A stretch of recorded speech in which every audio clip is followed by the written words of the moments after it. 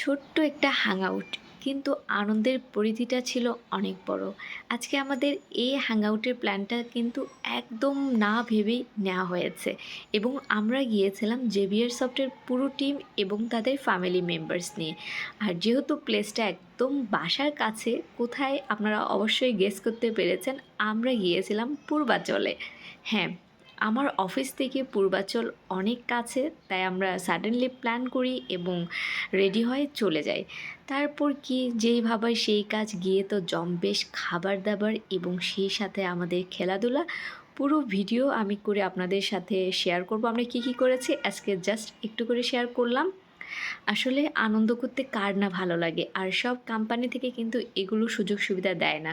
যদিও আমাদের Xavier soft খুবই ছোট একটা কোম্পানি, কিন্তু আলহামদুলিল্লাহ আমরা সব ধরনের ফ্যাসিলিটি পাই। ভালো থাকবেন সবাই, সুস্থ থাকবেন, আল্লাহ হাফেজ।